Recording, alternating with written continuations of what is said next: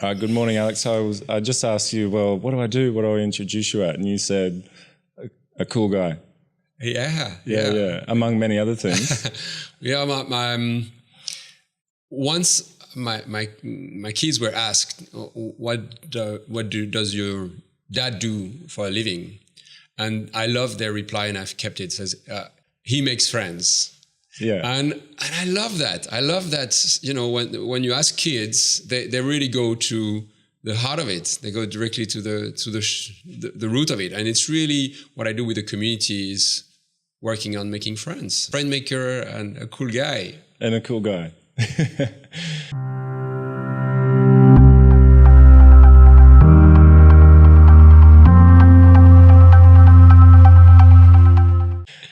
And as well as being friend maker, cool guy, you actually you're very well experienced in breathwork and cold exposure, among other things. And I suppose that's how you make all your friends, which I have through your profession as well. So breathwork and cold exposure is something I want to talk about today, and mindset. And you're a very good mindset coach as well, which you introduced there. So for audiences listening, intrigued about this tool, how they can use it and benefit from it, can you give me an overview of what it is first before we really dive into what it is? Thank you so much. I'm so happy to be here speaking with you and about, for me, the most fundamental thing we all should be learning from a young age, which is breathing. You know, the only people who actually learn that are pregnant women. You know, it is kind of put in our head that's the only time you really need your breath is when you're about to give birth, and for the rest of your time, you're left with, a useless brain to do everything. But basically, and to fundamentally, the breath gets you to connect your brain and your heart and your gut. So for me, it's the shortcut.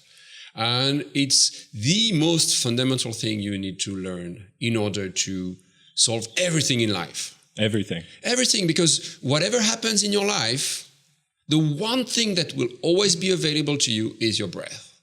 So knowing that this is something you can always go back to is absolutely crucial. So you're happy. How does that feel? You're stressed.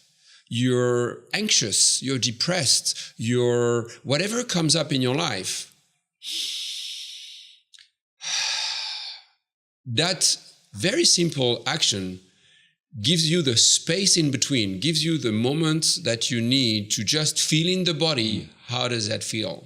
And when we're not conscious of the breath, it's just an autonomic nervous system just operating by itself. So if we can learn to control the breath through all those emotions and whatever's happening, then we're regaining control.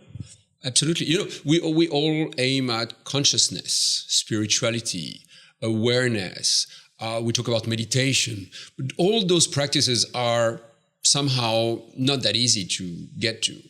But the one thing that is super easy, ready, available, an unlimited supply is your breath. So just learning to master it, learning to be just present with it, it's super easy. It's super easy, but yet so powerful. So that's why I'm so excited about it. You know, in Tibet, if you go to the schools of the monks and how they learn all what they're learning, the thing they focus on for the first 6 months is their breath. Because everything comes from that. You know, you're probably remember that when you're really stressed, you're out of breath. You're not out of breath. You're never out of breath. You know, and when you're super stressed, someone will come, your mom will come and says, "Hey, come down, take a deep breath." Take a deep breath. Yeah. Intuitively, we know that, but yet we're not told how it works, and we're not told how to use it. So and what it can do for us. Yeah. So if I can inspire people today to really learn and bring consciousness to how they breathe, you know, that can absolutely transform their life. This is awesome. Yeah. And we're going to dive into the techniques in your workshops and all the benefits that come from this technique as well. I've heard you say something in the past, which I really enjoyed.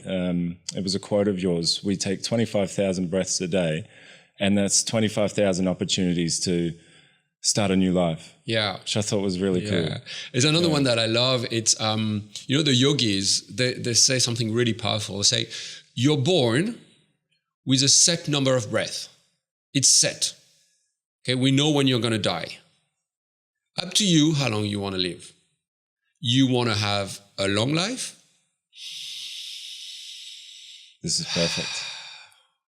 Take long belly or diaphragm breath. This is really where you core your strengths, your root. This is where you create space. This is where you take your time. You want to have a short life? Short breath from your chest. So, beyond everything else, we all want to live forever. We all want to live for a long time. So, that's a pretty good reason. I really like that. And it's true too. We go through them quickly, then time's up.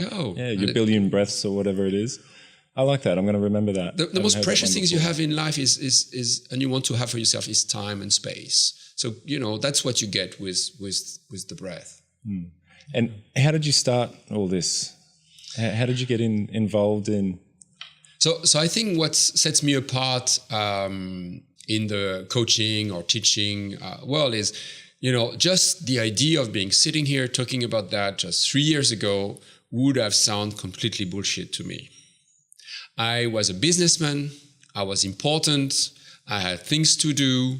I had no time to waste on any of these woo-woo stuff. And I was going through a rough time in my relationship.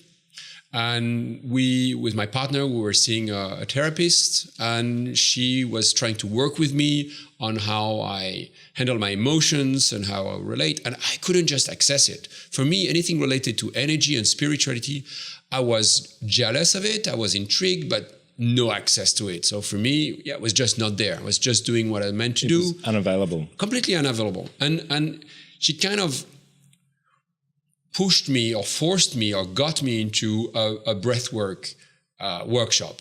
And I arrived there.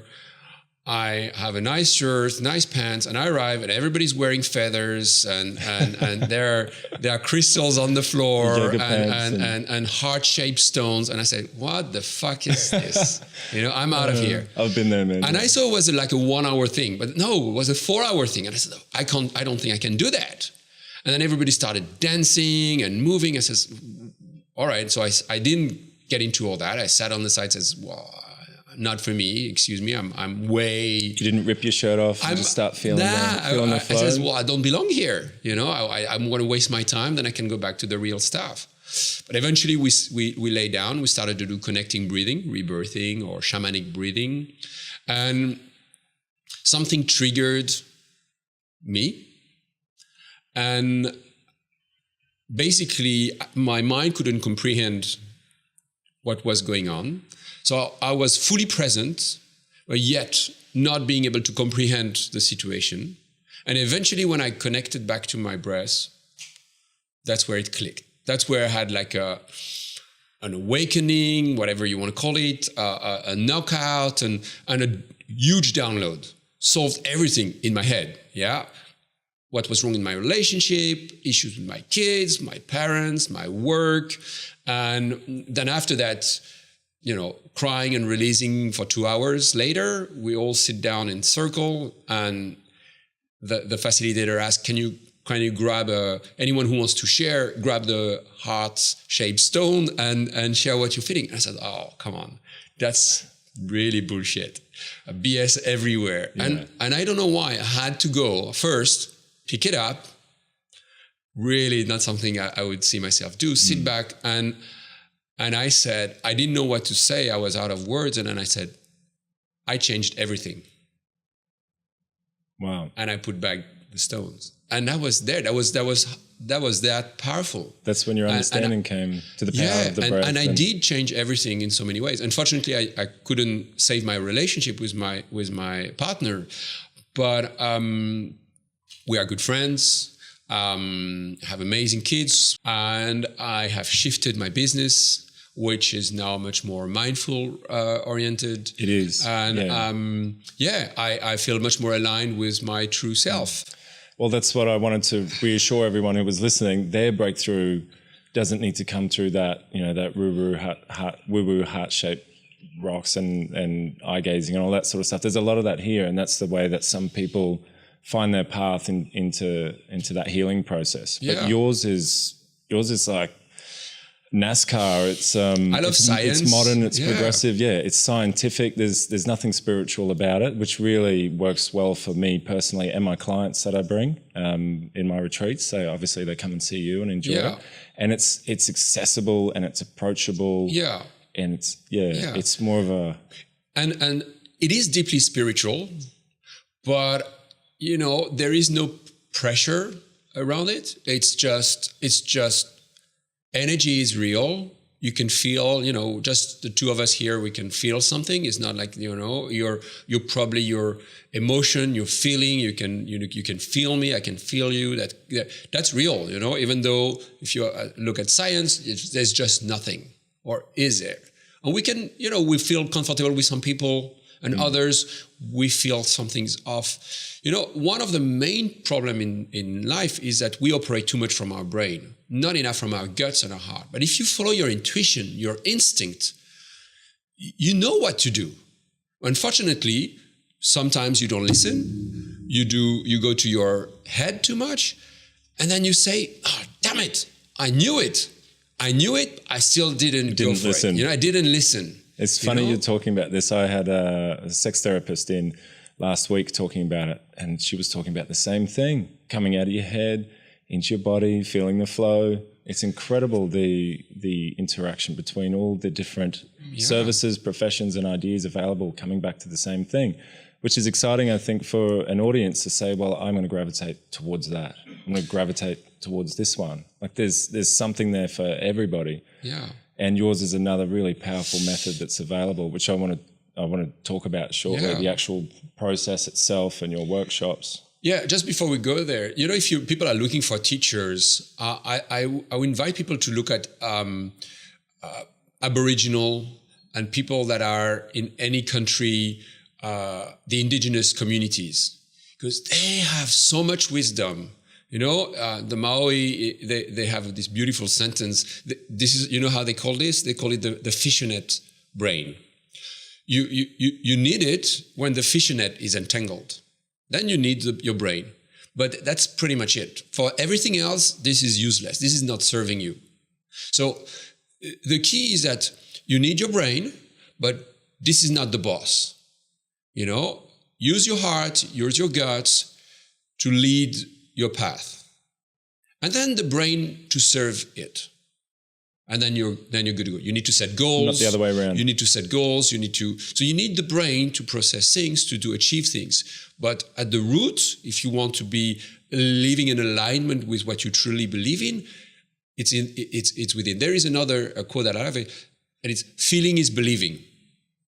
And often we go in our mind to believe things, but at the end of the day, when you meet someone, whether it's a conference or an interaction, what you remember is not what the person shared, but how they made you feel. That's very true. And that's the root. It says, I loved it. I felt safe with that person. So it's not so much what you learn, but what you take away. And that's what you will always keep. That's always what's the root. So the truth is always there. So just wanted to compliment on that. I'm thinking about a few recent encounters with people I've met. A few people at your last workshop I went to, just as you were describing that. Yeah, I can remember how these people made me felt and how I feel when I think about them, but I have no idea what we spoke about. There was so much going on. So that's very insightful. There is one key factor for longevity that is now scientifically proven, and it's the quality of your social connection. Beyond health, how much sport you do, what kind of diet you have, those are important factors, but they are not as important as the quality of your social connection. I strongly agree with that. It's something I talk about quite often is the lack of social cohesion and lack of community around the world, particularly in the West. Yeah.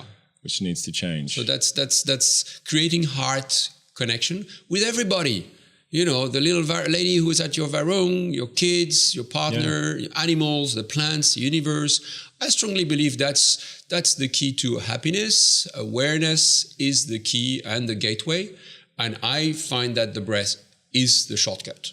is the way to go. Yeah. It's the way you create coherence between your brain and your heart. When you operate in coherence between the two, we say life flows, and that's what it means. It says, the universe is all of a sudden sending you what you need. Things are just resonating beautifully. So that's what I'm inspiring to share with the world. Yeah, thank you, Alex. You're doing a very good job of it. Thank you. Yeah. Thank you. I feel that. So let's talk about your workshop. It's called Breathing Cold. Yeah. And I've attended quite a few of them now, and I've seen them change a little bit over time, which is exciting. They're progressing, so people can go back to them all the time, and they're a little bit different, which is cool. Yeah. And you're starting to fly around and do them a little bit now. We'll talk about that later on. So as an attendee, as one of your guests in your workshops, what happens? What can I expect? I want to jump on what you just shared. I strongly believe that you teach what you need to learn. And the reason why I think I do a good job at what I do is because I'm truly passionate and I'm learning every day. Like really, it's maybe 4 or 5 hours a day. I'm just downloading, learning, getting inspired. Because, when you start learning about your nervous system, your brain, energy, you're never going to be done. And then you revisit religions and the true meaning of religion and what's behind the bullshit of signs and artifacts and the root. And that's one of the problems in the world is we associate spirituality and religion. But when you manage to remove the woo-woo part of the religion, there's so much you can learn in the books. It gets pretty cool. So that's why when you say everything changes in my workshops, it is because I start a workshop. I don't know what I'm going to do. I just feel the people. I just feel in my heart what resonates, what's really present for me in the moment. And that's what we're going to work on. So that creates a real, authentic, vulnerable space for magic to happen. Because when everything is too structured, too planned, then I find that sometimes it's hard to make people resonate with it. But if it's coming from, at the beginning, I always start with, it's a 4-hour workshop, so we have plenty of time. And then I usually ask people how they feel. And either what they're afraid of or what is holding them back, what is their limited belief. So that gives me a lot of information about them, and that's what I work with. So that's usually how I start. So I don't start with me or with my knowledge or what I want to share. I have an intention, but I craft my intention based on their sharing. Perfect. So it's really how I go. Sure. And so usually I like to talk and share. So there is a beginning where I explain what I believe in. I explain the science. I feel that that's something that I would resonate with. People, when their brain is happy, they understand what's going on in their body. When you breathe, they understand what's going on when you hold your breath. We're going to dive into that. Then after that, they feel that they can trust, that they start believing. Yeah, they start opening up. Says, okay, I can comprehend. I got the right examples. Cool. Then we go into the practice. Then I don't care about their brain. It's just forget about your brain, forget everything I shared. Now I'm talking to your body. Now let's go into breath work. Let's go into different awakening of the diaphragm, connection with your roots. And that's where the body starts to talk. So I get the brains off, you get into a meditative state, and I get you to get out of your head and inside your body. And the root of my teaching is to get you to connect with yourself. This is in order to have a whatever, happier, healthier. Yeah, I mean it's exactly. I mean, once you're connected with yourself, you can do everything. We're going to talk. One of the guys that inspired me, his name is Wim Hof, and we'll talk about him. But basically, people say about him for 20 years, says he's a superhuman because he can do crazy things. And his answer would be, no, I'm a human. You guys are subhumans. So what I mean is, we are not using our full capacity because we live disconnected from ourselves. So once you're connected to yourself, of course, you can heal yourself, you can be stronger, you can everything has flavor all of a sudden, and you do things. So it's you become, hence the name of my program, limitless, literally limitless. You become the master of your our own domains and overcome things like mood disorders. And so I've read a lot about it and obviously participated. And you know what's crazy? It's easy. So it's not like it's not like a 10 days or 3 months. The results can come pretty quick. It's easy. Once you get it, of course you need to keep up with the practice, but once you got the tool, once you're sorted. So in that one workshop, I held my breath for, not that this is the objective or outcome, there's a million of them. How people can benefit from it. But an example of short-term result would be I held my breath when we first went in prior to doing any work. I think which was still pretty long. I think I've got big lungs for 2 minutes and 5 seconds, I think. And then we did some breath work. We did a lot of breath work in the session, and then I had my breath for 3 minutes and 40 seconds. Yeah. And I reckon I could have nearly gone to 4 minutes, which is that's insane for me. And that was the first workshop I've ever done. So results do come very quick from these techniques that you teach. And it happens every time with everybody. With everyone. Yeah, women, men, young, old, everyone. I had a 54-year-old friend in there the other week, and he doubled his time as well. I mean, you can see on my YouTube channel, there is a guy doing a testimonial. He's an athlete, but he did 1.5 minutes at the beginning as an assessment. And he did 6 minutes. He did 6 minutes. 2 hours later. Wow. Yeah. That's a long time to hold your breath. But that's what happened when you're dropping in, slowing down your brain waves. Yeah. So putting yourself in delta waves or really deep meditative states, deep connection to your heart, connecting there. And then you're out of your head. You're getting all the signals from the brain says, that's not, I'm going to die. Your heart rate goes up. But when you're able to surrender to this moment, feel connected to the environment, there's usually beautiful sounds of water or the jungle. And whoa, all of a sudden, And this is part of the intention, isn't it? If we can learn to push through or ignore the stress mechanisms coming into the body through this process, then we can do anything. Then that transfers into our everyday operation while we're functioning in society. Yeah. So we're raising the threshold for what we can accomplish with our minds and our bodies. And a lot of, I heard athletes around the world are starting to use this technique as well. So they've got more endurance on the field or whatever they're doing, field and track or contact sports. Is that? Everybody's using it. It's probably one of the biggest breakthrough in the medical world. There is not much money to make from the pharmaceutical industry, so that's why it's not completely mainstream, but it's getting there. Like anything related to mental disorder, stress disorder coming back from war, depression. I tell you one thing, the brain doesn't make the difference between the past, the present, and the future. What's happening if you had a traumatic experience and you cannot get over it, your brain is making you feel like you're still living it. Still experiencing. Yeah. So that's called depression.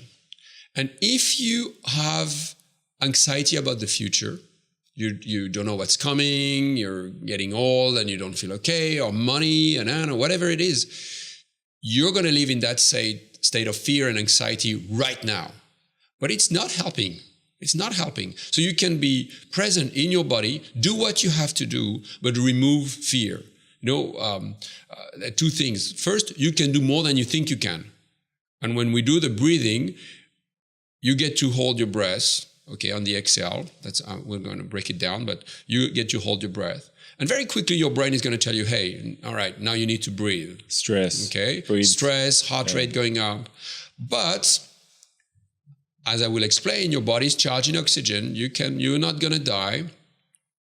So you can stay longer, And when you consciously do it, when we were kids, you probably every kid has that experience when you're with a friend in the water and they put your head under. Cousins hold and you think you're going to die. Yeah, horrible. And then eventually they remove the hand or you manage to push it. You come out as, well, you did more than you thought you could. You thought, okay, now I'm going to die. This is not cool. I'm not enjoying this. But nothing happened. Yeah. You just was able to stay much longer. So when you're able to do that to yourself, consciously it says, all right, okay, I get the signal, I need to breathe, thank you, I get it, thank you, brain.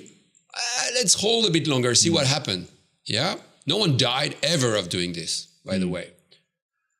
And you at 10 seconds, and then maybe another 10 seconds the next day, and you really slowly, progressively, safely build your trust with yourself. Woo! This is really powerful, because this is not about holding your breath, and it's also not about the ice later. It's about going beyond your own limitation. It's about witnessing that, hey, I thought I couldn't do that. Hey, maybe I can. What else can I do? Where else in my life can I apply that? And that's what it's all about. All aspects of your life. Exactly. And it automatically transfers, doesn't it, through this technique? I was thinking yesterday, I was doing a bit of reading that if breathwork and cold exposure was a plant, it would be illegal. Oh, and the pharmaceutical companies would have it uprooted at the source, they're doing with kratom here. I'll be talking about that soon as well. If they could grasp it, uproot it, and burn it all, they would. You know, it's because they don't want us doing things like this. It's a $20 trillion industry in the US, the pharmaceutical industry. It's funny you say that, because I put stickers around, and my sticker says, and it's not from me, but it says, "Get high on your own supply." Yeah. You know, so you've got all the drugs. Yeah, you've got all the drugs. Do. So you just, you don't need anything else. One of the key problems in the world, in our own world, is we're constantly looking outside for solutions that we have inside. So you go for sex, drugs, alcohol, money, buying stuff, owning things, owning people, and it doesn't work. You buy a new car, a week later, you don't get the rush anymore. So what you want is the buzz associated with the experience. Which is a chemical that's already inside us that an external item or situation has created for us, which is something I wanted to talk about as well, was the natural DMT release. So some of my clients come and they're having a bit of a hard time. I don't take addicts or anything like that. I'm not a professional in that field at all for addiction and chronic mood disorders. But guys like I used to be, drinking too much, partying a bit too much, whatnot. And what really blew my mind in your workshop was that natural high that I achieved. And I think I said it on the testimonial. That was the highest I've ever been. I wrote a blog about it and I hadn't released it yet. It was the highest I had ever been was in your bloody workshop. Yeah, it's insane. And then you told me about the natural DMT release that can be triggered, which you don't intend, you don't want people to do that in your workshop, but you describe that people can, through breathwork, hit their own DMT supply. Is that right? It's a drug of ayahuasca. So, people that have vision, deep connection with their subconscious, can really process deeply. You've got it on demand. You've got it within, and you know how to access that. Yeah, you can access. What are you that. doing later on? About lunchtime. No, we'll turn the cameras off. It's talking about alcohol or anything. The one thing that I recommend is to do conscious breath. It's the one tip you need to get away from this morning. Is so if I'm offered if I'm drinking a glass of wine. And people ask me, hey, would you like another glass of wine? I take a conscious breath and does my body feel like a glass of wine? Do I feel like a glass of wine? And if the answer is yes, I get another glass of wine. So the key is not necessarily to stop drinking or stop having sex, whatever it is that you're after, but just add that extra second or two of consciousness to whether it's something that you feel you want or not. And often that's something that will stop you from doing, do I want that food? Actually, no, I don't really want it. Okay, thank you. So I had the craving. Okay, I want the cake. Okay, cool. I got the craving. I got the sugar rush. I feel into it, and then it passes. So it's creating that space. Yes. A present, which a lot of us don't operate in. We operate in, And you do that with everything. Aversion and desires, past and future and fear. But if we create that present space, when we choose, I read a really good book about this a while ago, choosing how to respond and instead of reacting. So he was describing us in everyday activity as being auto response mechanisms, which is something you help people as well with this technique. Instead of being an auto response mechanism, let's choose how to respond and how to act.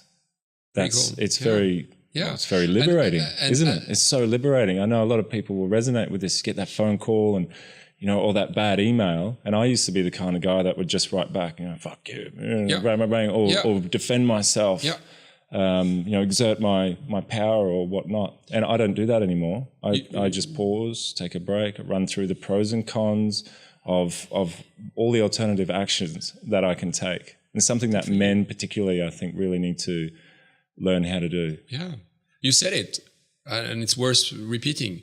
Learn how to respond instead of react. And the fundamental is to train every day. If you practice something, you become good at it. So it's not something that, okay, you listen to it, it makes sense, okay, I'm going to do it, thank you very much. No, it doesn't work like that. You need fucking hard work. It takes hard work because you're conditioned yourself, your education, society, you've been told how to operate in a certain way, you have old patterns, habits, you need to break them. If you get angry all the time or you have sex addiction or any addiction, it's hard to break that. So you need to have a daily strong practice where you learn to bring awareness. So when you do that every day, when it becomes automatic, then it becomes automatic. You learn how to connect to your breath. You learn how to step into a cold shower at 6 a.m. when you have to go to work and everything in your body says, fuck that. And you're able to do it. That mindset, that's why it's all mindset. That strength and mindset, you will have it throughout the day, facing anything you need to face. Yeah, so that's really what it's about. It's creating new neurological pathways so that, and changing the chemistry in your subconscious so that you operate in alignment with things you actually put consciousness and awareness in what you do. But it's not easy. So I give you one tip. And then if you want after, we can deep into the practice. Please, But whenever you do something that you feel not okay with, be okay with that as well. So if you scream, don't feel bad about it. Just feel into it. Because often we hurt ourselves saying, oh, I shouldn't have done that, again, I did it, and my old pattern, and no need of that.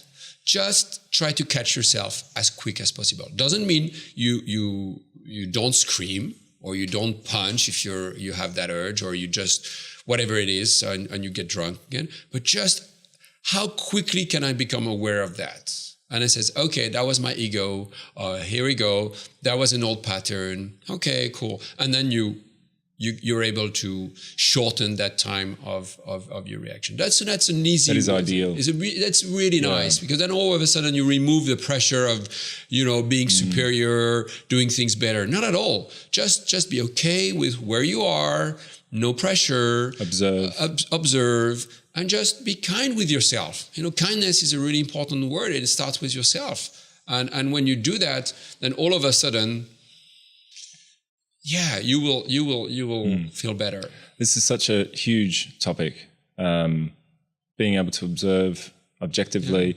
And there is a threshold. I want people to know I used to get depressed all the time. I was a very angry young man. I used to hear a song I didn't like on the radio and want to punch the dash of my car just because I was thinking, why would people allow this to even be made, know? And nowadays I don't operate like that at all. And there is a threshold. And once you step through it, to everyone listening, it is there and it's attainable. I'm going through one of the most hardest situations I ever have in my life at the moment, in my personal life. Yeah. And I normally would have just broken down, been a broken man, and just obliterated myself and using my coping mechanisms and all that sort of thing. And no one can tell. I'm working harder than I ever worked. I'm clear, I'm motivated, and I'm living proof that this type of thing really works, because I'm choosing how to respond to these events. Amazing. And it's so empowering. And I'm not superhuman or Superman either. It's just like everyone else. Yeah. I just feel you right now. So thank you for sharing that bit of vulnerability. What comes to me when you say that is stillness. Whenever you're feeling any of those emotions, how quickly can you find absolute stillness? And especially if you're, angry or any strong emotion that came up, just fucking sit down and don't move. That's all you need to do, yeah?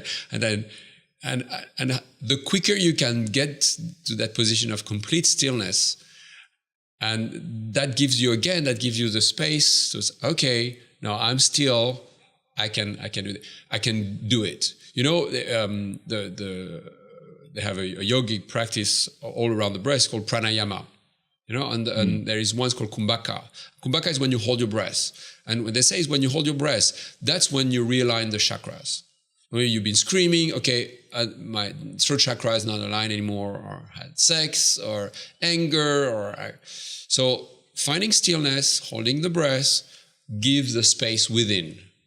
Yeah, so that's, the problem is we have all the answers, but the problem is they usually come from guys that are painted white, or they have too many artifacts, or they have dreadlocks, and they just look weird. So we don't listen to them, but they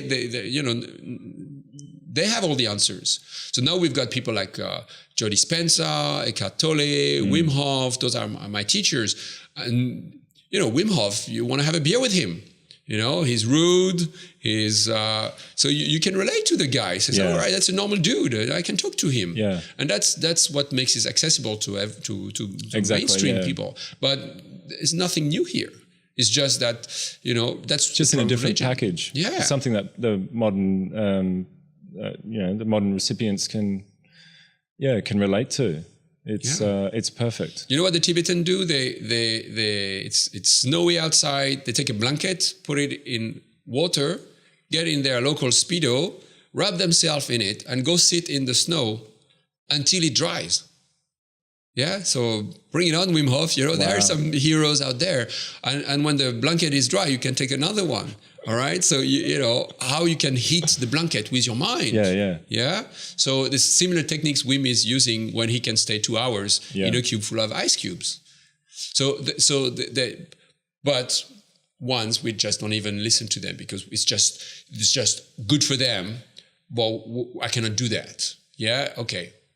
But all of a sudden, because Wim has the brilliance of proof checking everything, getting science backing everything he's claiming. And that's the breakthrough. The breakthrough is science. Is all of a sudden, oh my God, there is a hospital, a university, they did serious studies.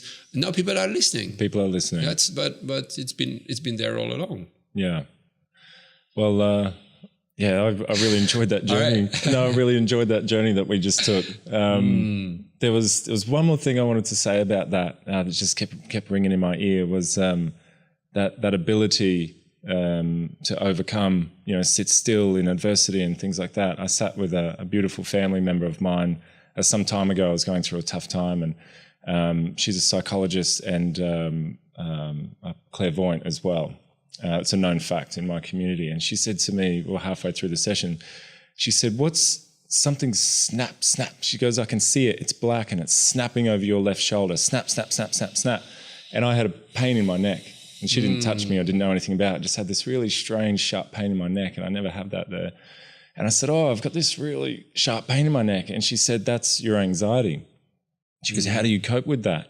And I said, well, through doing work like this with you and meditation or all the other things I've done, I said, well, I know it's there now. It used to be a lot worse. I said, I know it's there, but I say to it, I created you. You're of no use to me. I know what you are, so you can stay over there. And she said, wow, can you really do that? I said, I do that. And it's through breathing and meditating and workshops like yours that I can do that. It still comes and I go, nope, you sit over there and mock it, fuck off. Feeling into what you just shared, there's another thing I like to say is the body is a barometer of the soul.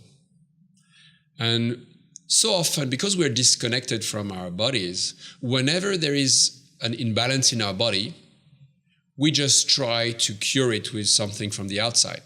So again, I have a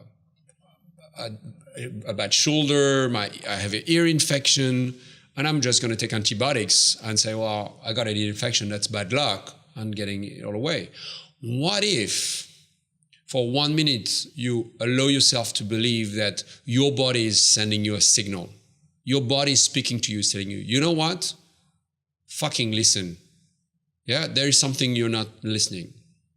And that's why, okay, I'm going to make you feel. So all of a sudden you can check, and there is like amazing books on that. Or I'll send it to you so you can put it in the notes of the podcast that tells you, okay, if it's this finger, this is where it's related. So all of a sudden you can get amazing insights on what you need to heal emotionally in your life.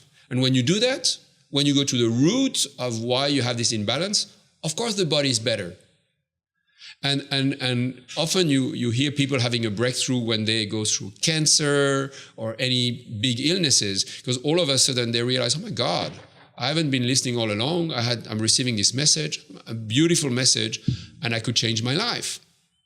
So all of a sudden, with that mindset, whenever your body is experiencing anything, you start listening. It says, okay, what it is that I need to change, what it is that my body needs me to process. And then when you do that, then you take the time and you listen, and that's stillness again, that's meditation, that's breath work, that's qigong, all these things that are feeding your own energy.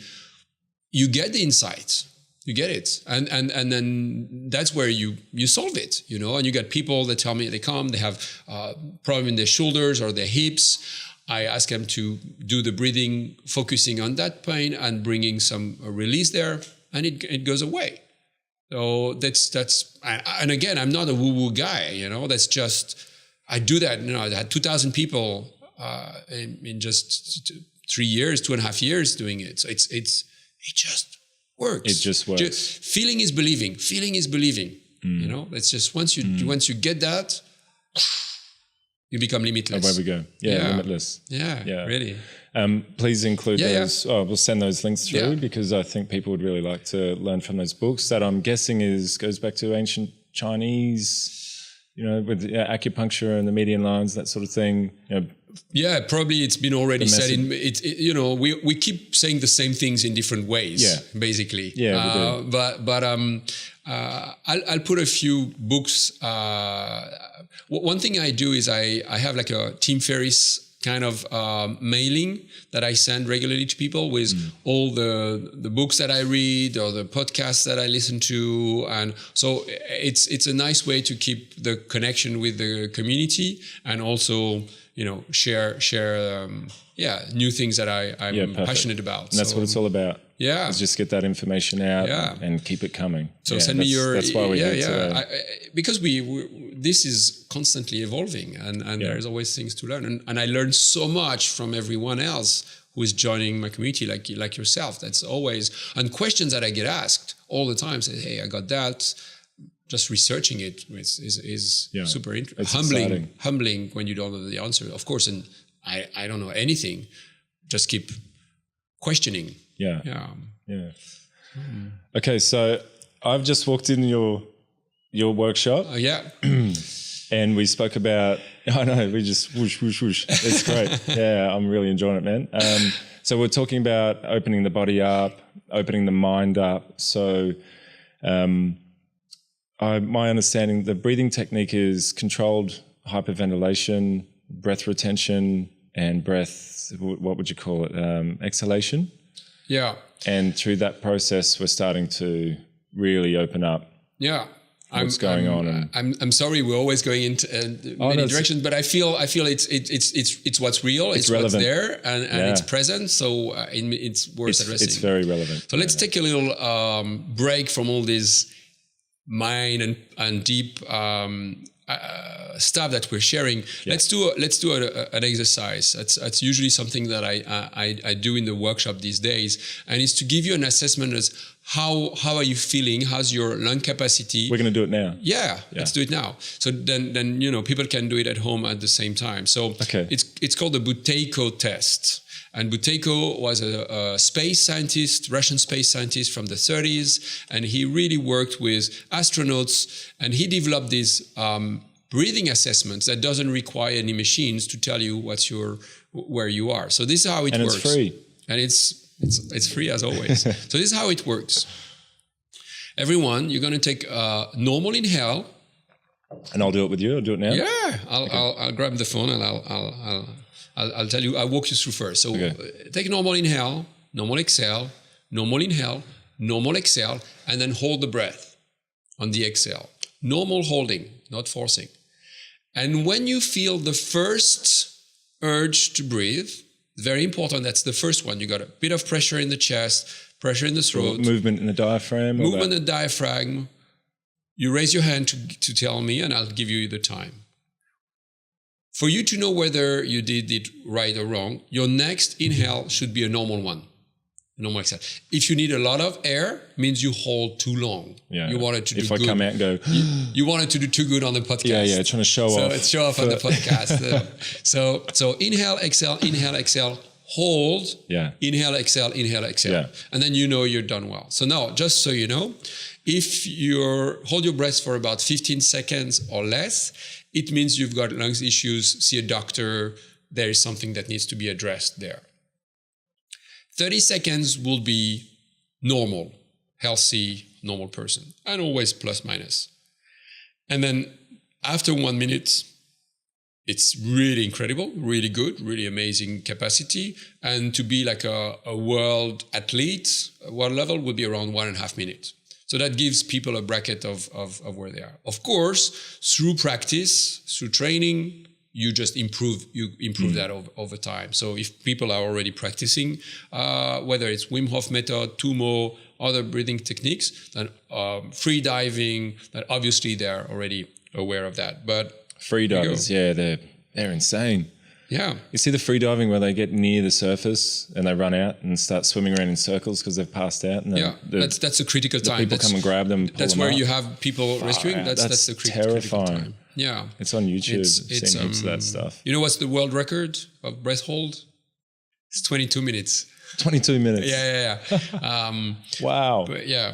You know, it's interesting. All the records are done underwater because your heart rate drops 50% when you're underwater. So if people are stressed, one very easy solution and tip is to just grab a Tupperware and put your face in it. Just put your head underwater every day if you can, and just feel how calming that is. It is, yeah. How many people love a bath? Everyone says, "Oh, I want to have a bath. Want to have a bath." You know, and when they're stressed, just want to sit in a bath. And I've got my pool here and around the corner at the club. There's nothing I like more than I practice a bit of breath work, and I drop into the pool and I kick off the wall and I just swim like a dolphin underwater. Yeah. And it is extraordinarily calming. If I could, I would sit underwater for an hour, cross-legged on the bottom of the pool. I absolutely love being. So I want to give a warning here. It is potentially dangerous. The practice of breath hold could lead to you passing out. Yeah, word of notice, very important one. I did have a note here to talk about very important, because when you are doing the breath work that we will describe after, basically what we're doing, we are getting a lot of oxygen in and reducing our CO2. Okay, so I'm reducing my CO2. The CO2 is the trigger to your brain to tell you that you need air. So when you do this practice, you're turning off the signal that is going to tell you need to breathe. Okay? So when you are holding the breath, you might not feel the urge to breathe, but your brain is going to knock you out and make you breathe automatically. Which has happened to me a couple of times in your workshops. And it's okay if you're in a safe environment, lying on a yoga mat. Yeah. But if you're swimming, if you're driving, not cool. You could die. Yeah. You could die. And you've got free divers that die during training because they are on their own. Number one rule, do it with somebody. And then they practice in the swimming pool. Yeah. So you really need to be mindful of that.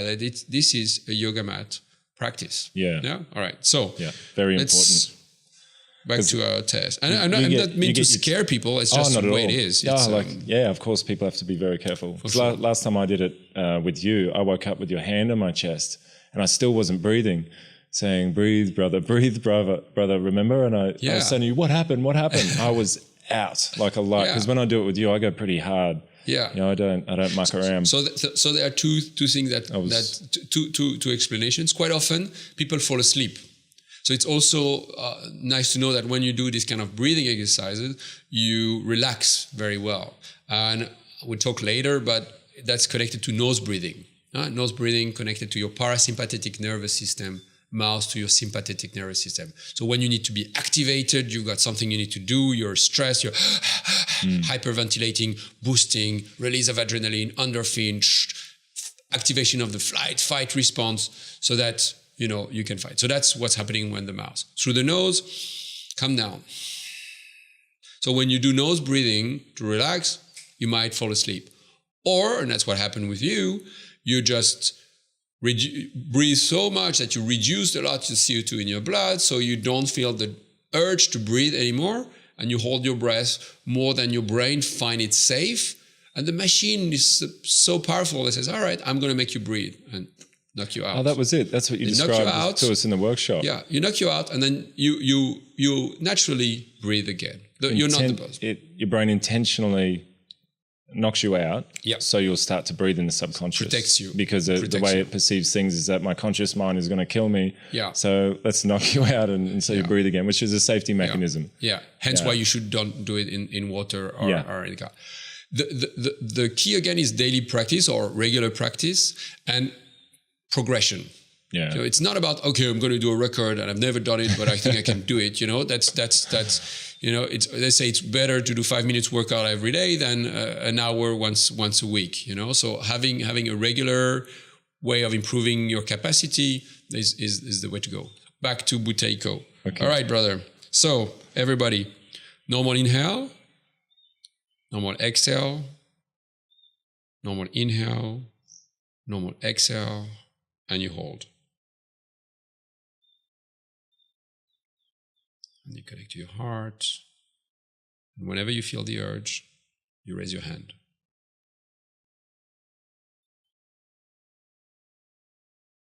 So what's going on there is you're having, for everybody who's listening, you're having that connection to self to start with. Feeling your heartbeat, connecting to your heartbeat, relaxing. But any movement in the throat, in the chest, in the diaphragm, that's when you take it easy. We're at 30 seconds for everyone, so 37 seconds.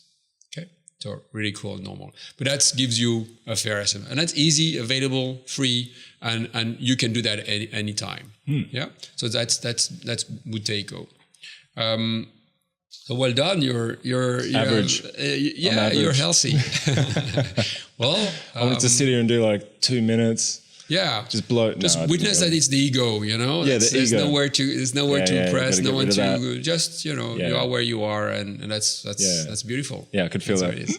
Yeah, so, that's good. Your workshops. We've spoken a lot about breath. Which is great. I actually did it this morning as well. I took it quite easy because I've noticed after your workshops and I come home and I do it, I'm still pushing myself a bit hard. I'm super oxygenated, and it almost leaves me a bit airy for a little while, which I couldn't be this morning sitting down with you. So this morning I did three rounds. If you can describe that before, because I really want to dive into the ice stuff. Yeah. So if we're talking about the Wim Hof breathing, there is different ones. The basic one is the following. It's 30 to 40 rounds of 100% inhale, relax, exhale. So it's just like a drop the diaphragm. Yes. Don't push out. Very important what you just said. Why? You don't push out, because when you push out, that's where you can have, you have your lobster hands. Are these? Or you have you freeze your whole body, and you have, what's going on there is lack of calcium. So it's a trigger to tell you need more calcium. So calcium really? deficiency is when you're getting into tetany. In English, tetany? Tetany, I think. So you get that because you pushed the exhale. So really fully inhale, and it's a complete range of breath. So you breathe through your belly, through your chest, and your head. And one thing I do at the beginning... belly first, like that. Belly, like that Buddha belly out. And you know what you can do? Raise your eyes. If you're doing... So you went up to your head. Oh, yeah. So it's... I'm here witnessing where it's entering. Belly. I see. That'll keep us going. Belly, chest, head. So you want a wave. You want to visualize a wave. So waves getting in and out. In and out. You can play with it. You can go strong and powerful and full range body, or you can do it softly, surrendering. Just the key is Wim Hof, who's always have a beautiful way of putting things, says, darling, it doesn't matter which hole you get it in, just get it in. The idea is to charge your body in air. So you can either inhale through the nose or through the mouth. Yeah. One word on that. When you breathe through the mouth, you get much more air in, but you get too much air in as well. That's why most of us are mouth breathers. Another great book I recommend is The Oxygen Advantage. Amazing book. I'll give you so it's basically explaining that one of the key problems that we have health-wise is we just hyperventilate without even noticing it. We're just putting too much air. This is meant for eating. This is meant for breathing. Goes through your brain, and it gets better quality air in your lungs. Poor quality air in your lungs. Yeah, through the mouth. Yeah. So you want to, all the yoga, they always say breathe through the nose. So they relax, breathe through the nose. So we're told all the time, but we don't really explain why. You can really realign and balance yourself by focusing on nose breathing. Now, if you can have 6-7 hours of continuous nose breathing, that's where magic happens. The problem is, if you go to the supermarket with a tape on your mouth, you're going to get a few looks. So there is one moment that I recommend people to use it is during the sleep. So one practice that I have every night when I go to bed is I put a tape on my mouth. Do you really? I do. Wow. Put a tape on my mouth. Because then all of a sudden it forces me for 6, 7, 8 hours to breathe through my nose. Yeah. And what happened is magical. Wow. You sleep better. You dream like amazing dreams. You wake up refreshed. You're not thirsty.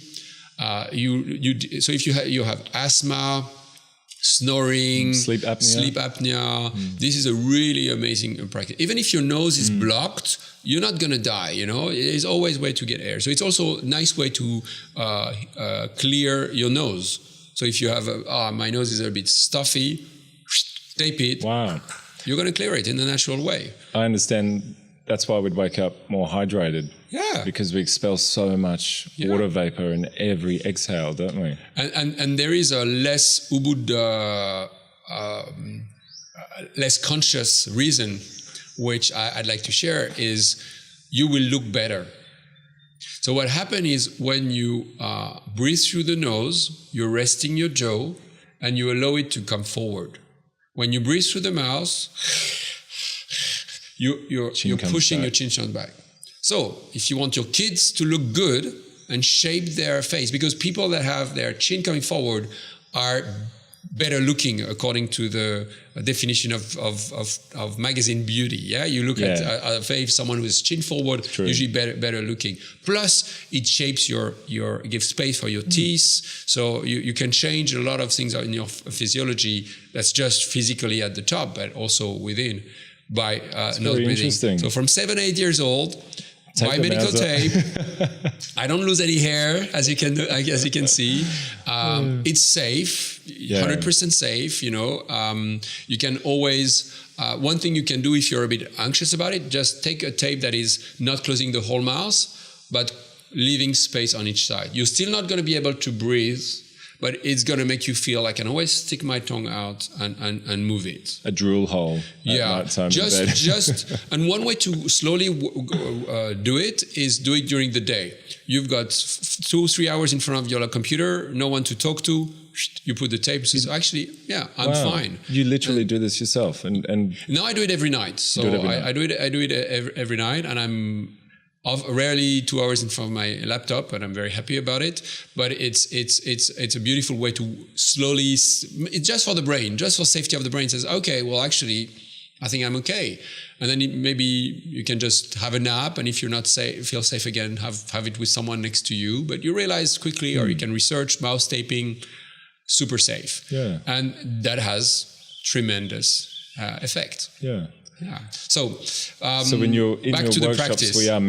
we are mouth. Well, I always mouth breathe in your workshops. So you get more air in. Yeah. Yeah. And but you do it with intention. Like everything in life, you do it with intention. So you get, if the idea is to go far, charge your lungs, boost because the mouth is related to the sympathetic nervous system. That's how you activate the release of adrenaline and endorphin.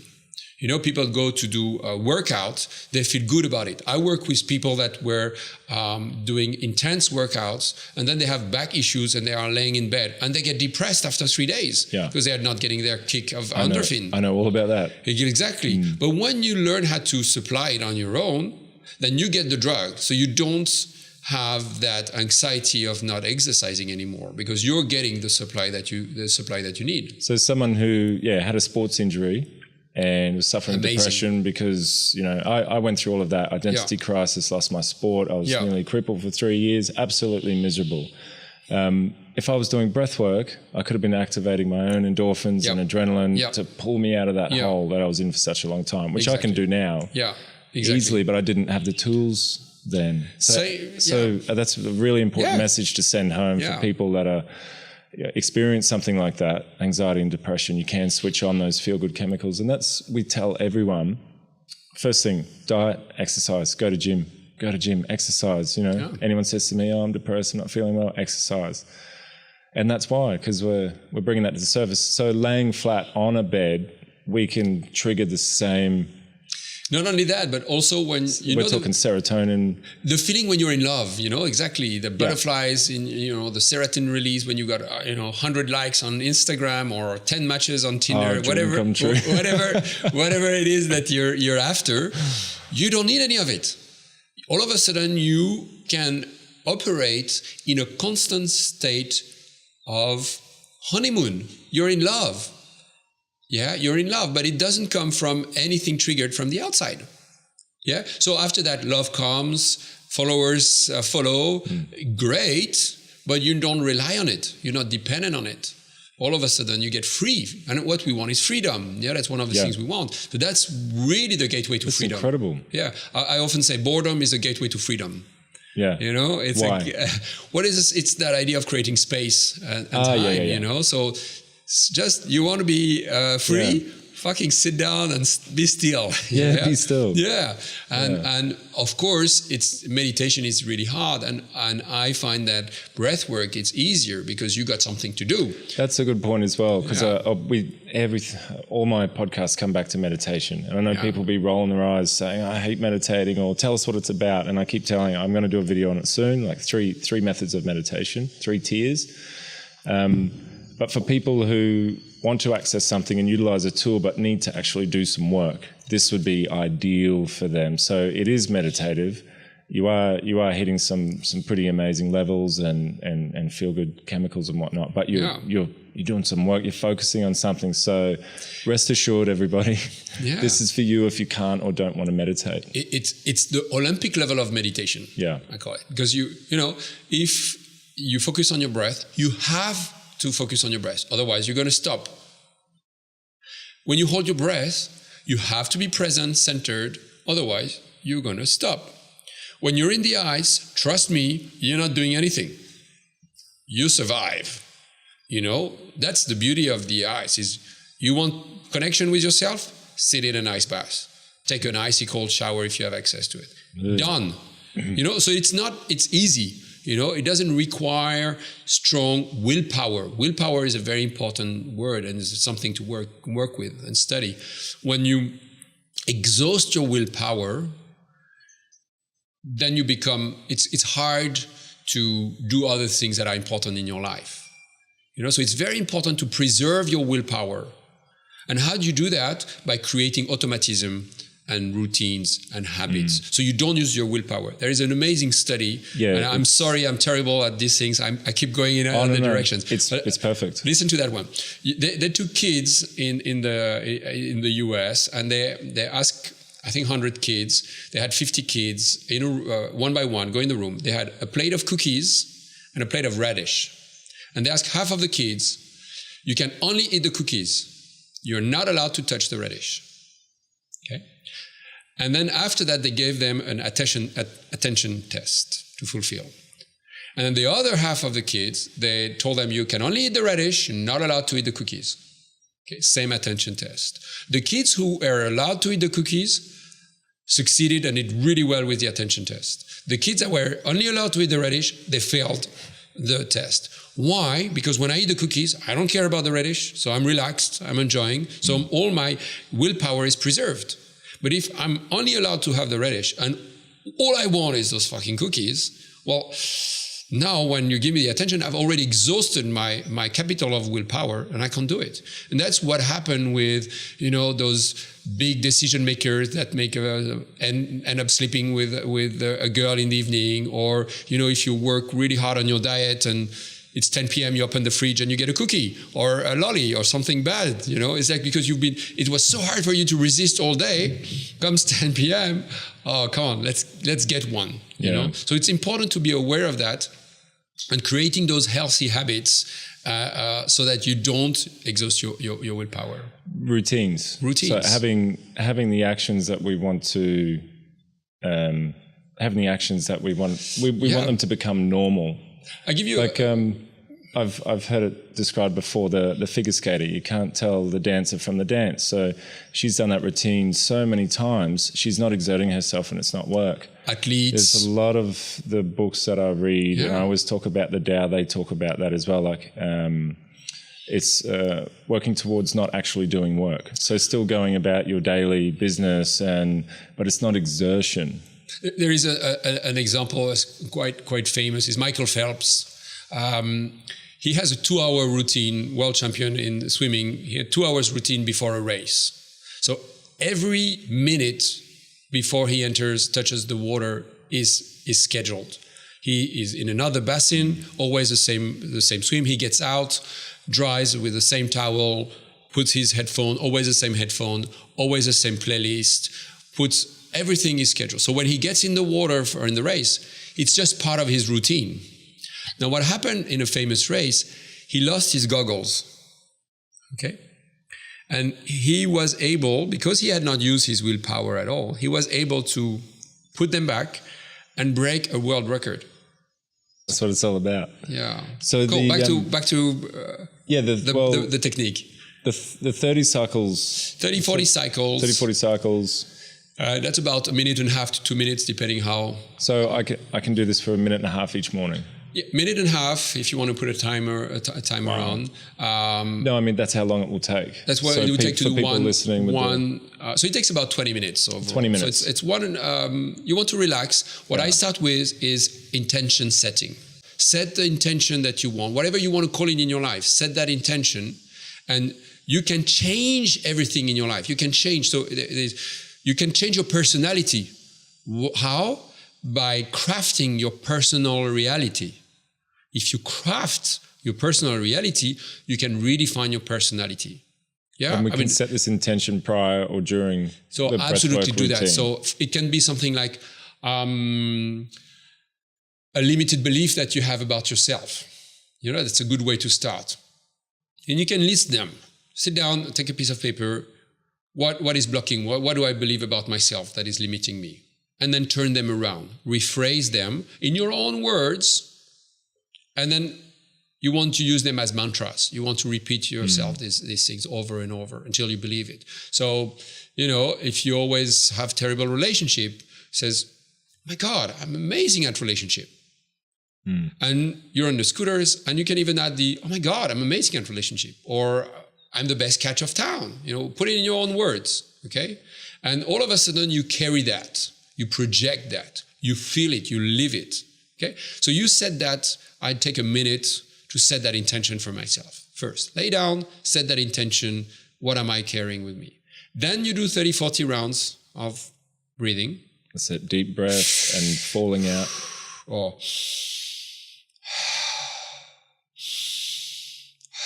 wave, getting in and out, getting in and out. And visualize the wave when you do that. You can put some music, and I have a recording that I can put in the notes of the if people want to listen to my voice guiding through it, or join a workshop to learn the routine. After that, you exhale and you hold your breath, or as long and as you can, and you can do more than you think you can. Okay, so you hold your breath on the exhale. At the beginning, you will want to track that. So you have apps I can also share where you can just press your time and track your time. We hold on the exhale. Why on the exhale, not the inhale? You will do both, but when you hold first on the exhale, first time exhale. First on the exhale, you're going to trigger the fight, flight, freeze. That's where you release adrenaline, endorphin, as much as when you're about to jump from a bridge. So that's quite a powerful experience. Okay, so you do that on the exhale. Then after that, what I do, so credit to Wim, I've tweaked a few things. I add a little exhale. So I have accumulated toxin. I just exhale first. So this toxins in the lungs. Yeah. So I'm holding my breath, and now I need air. Consciously, mindfully, I'm gonna, and then I take an inhale. Mm-hmm. I take a full inhale, full range inhale. Gonna go on forever, and then you hold. Wim method says 15 seconds because that's where you can pass out. So you want to be mindful and progress slowly there. But that's also where you release DMT. That's where you can have all these hallucination, the trip, the bliss. So you can extend that and see how that feels and play with the extension. One thing you can do, which is more from a Kundalini practice, is as you inhale, tighten your abs, your glutes, and your lower back. So you press your lower back in the mat, tighten the core, tighten the glutes, tighten the wrists. And how's this different? What this effect is does that have? This is shooting energy up your spine to your pineal gland, to your third eye. So you need to really consciously zip it and then hold it for 5 seconds and just relax. Again, that's not the Wim Hof method, but I do that because that gives me the extra buzz. And then feel into that and just enjoy the ride and enjoy the 15 seconds or 1 minute. It is a ride, of bliss. And then after that, you do a second, third, fourth cycle. You will.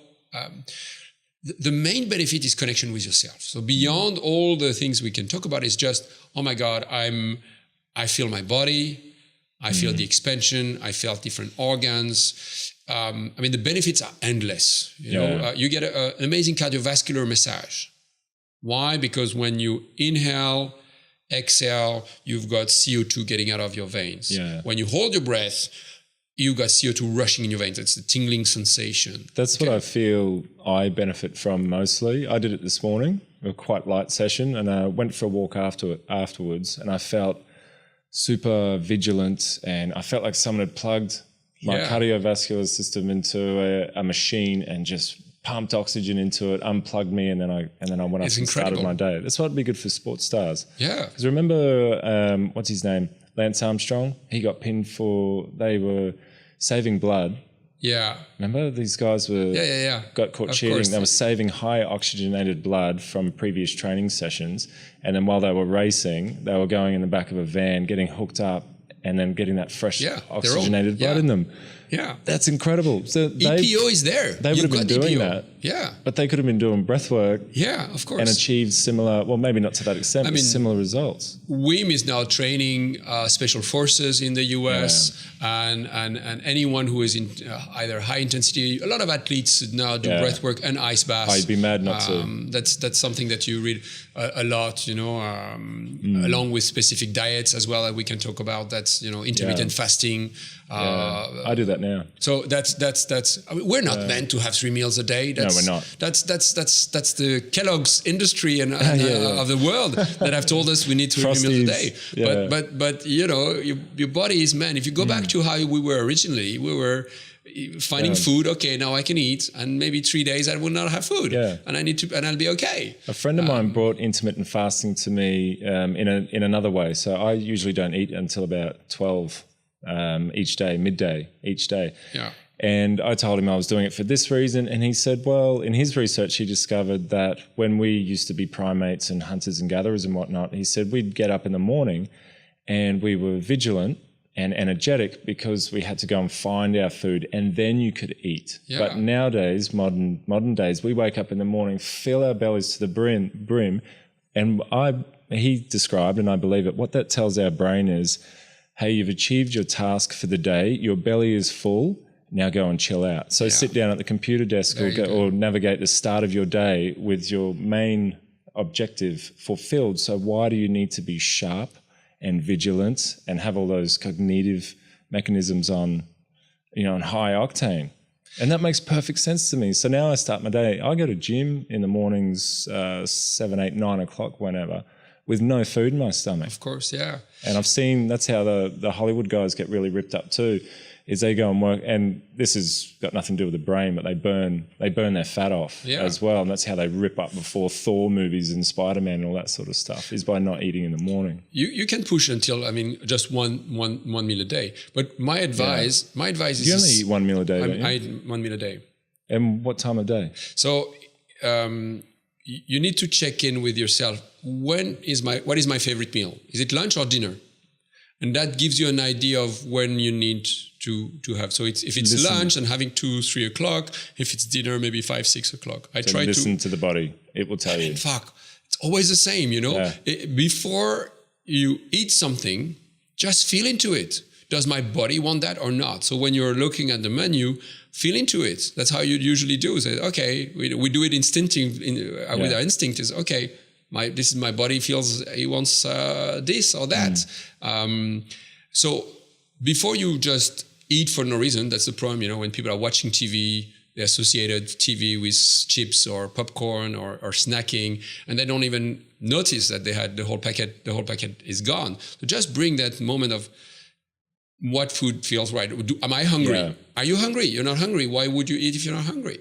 So and what you need to eat as well. And what do I need? Yeah, I'm starting to really listen as well to what my body is asking for. I've been vegetarian for a year.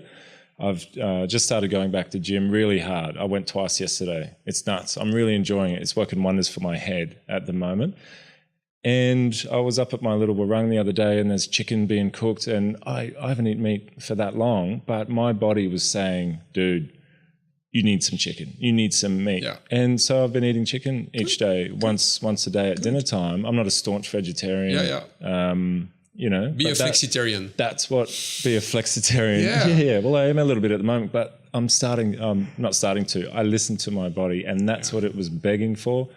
So I gave it to it, and that might last a month, and then I'm off again. Perfect. The ice baths, I know how beneficial they are for that endurance and breaking through those mechanisms again, but there's a few key points I really want to touch on. This isn't one of them, but I don't enjoy them. I've got a 2-meter wingspan. Yeah. So for my heart to get the blood out to my fingers normally is a pretty big job, and I jump in an ice bath, and my body obviously protect the vital organs, pulls everything in, hands and feet are aching. And this is my understanding, what you've taught me. My hands and feet are just in excruciating pain, but it's my job, and what you trained me to do is relax and tell the mind everything's okay. I'm not going to die. Please send blood back out to my extremities, and that alleviates the pain. Yeah. So what I took away from it was, if I can do that with my brain. If I can tell my body where to send blood to and how intense to protect my vital organs, I can do anything. Yeah. Like that's amazing. The only thing, but jumping in an ice bath, get that jelly bean sized penis. I don't get excited about that, and I spend the rest of the day going, "Come on, little fella, you can come back out." That was Anyway, there is one trick to actually do what you just described. Smile. When I go in, you want to be able to speak to your brain in a very direct, simple, always available way that you're okay, that you're not dying, that this is fine, that you have chosen to be in a nice bath. Yeah. Put a smile on your face. And that'll activate. Boom. Everything else comes from that. It's super simple, ready, available. No need to have a crazy practice. Just smile.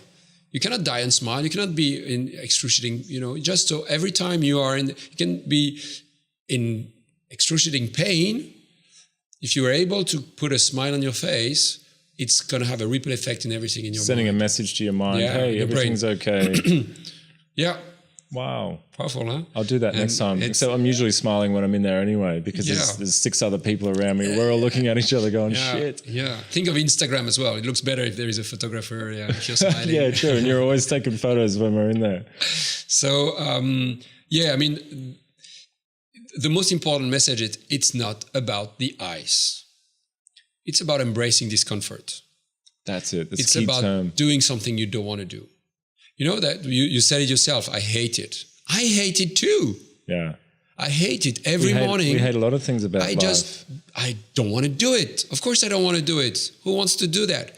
But if it's 6 a.m., you're going to work, you have a hard day ahead, you go into your shower, you are lucky enough to live in a country where the shower is properly cold, you turn on the shower, only too cold, and if you're able to step into the shower and get that cold shower, that willpower, that strength, that mental drive, that mindset, you can bring it to the rest of your day. So when you're facing anything that is not common, a bad email, an encounter, traffic, whatever is coming that is not planned, instead of ruining your day, all of a sudden, you know what to do. You're trained. That's what the training is about. Yeah. So you can bring that out. So it's really about, okay, I don't want to do something.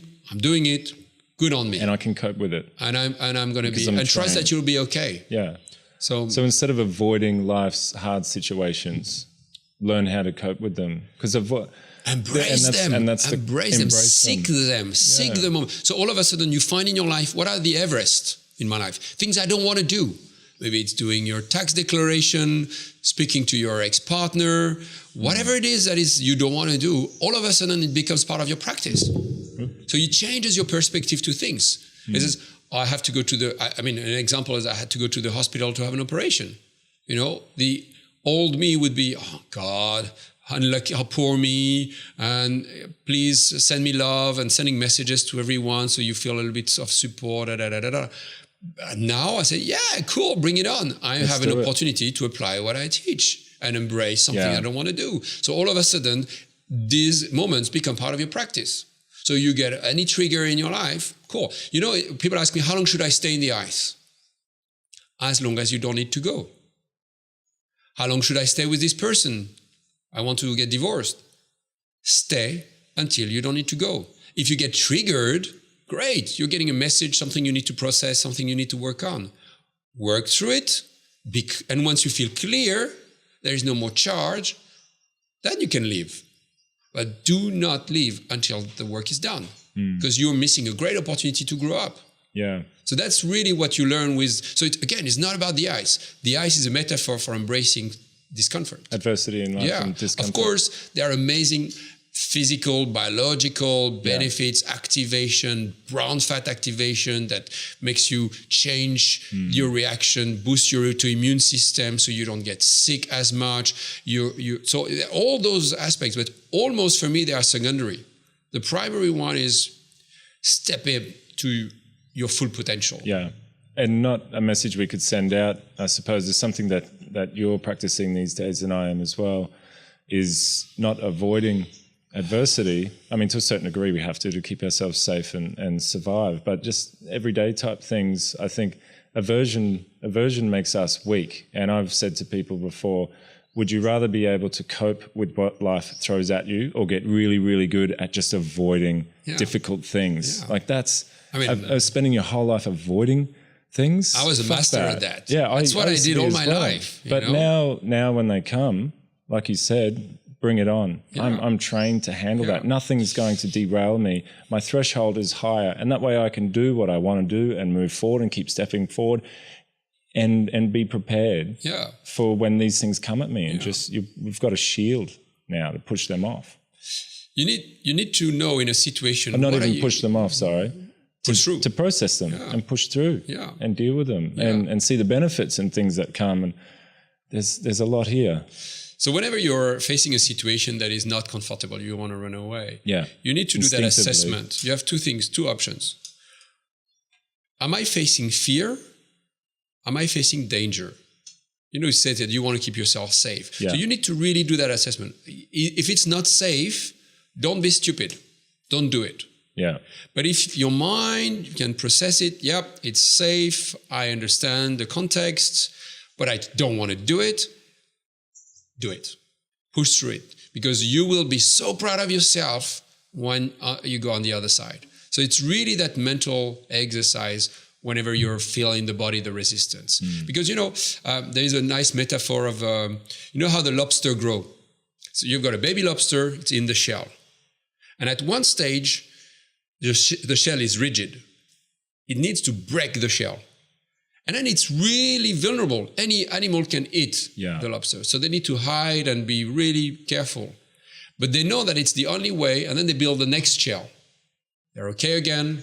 And then they grow, they need to break the shell and grow out of the shell. So unless you do that work of breaking the shell, you're not going to grow.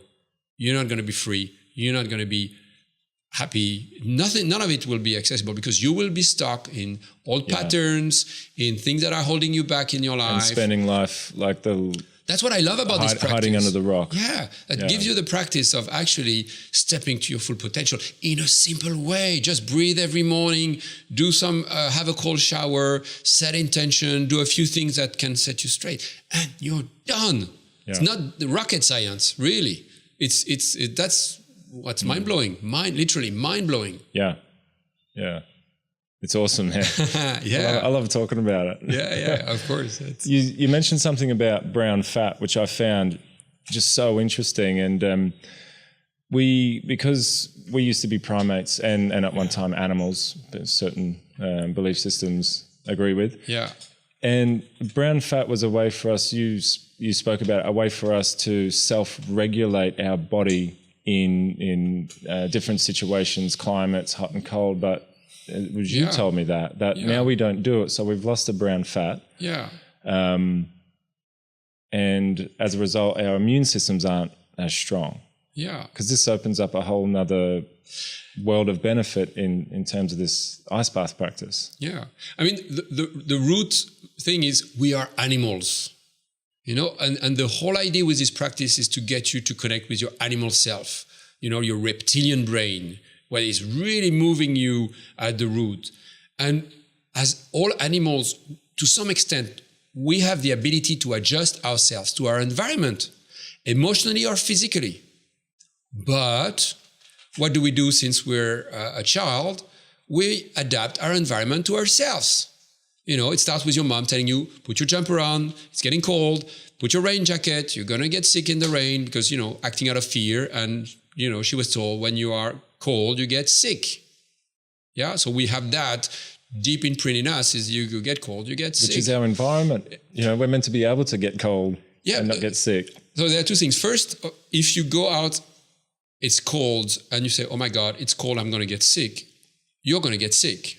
And you're going to be reinforced in your belief that, oh yeah, I got sick because it was cold.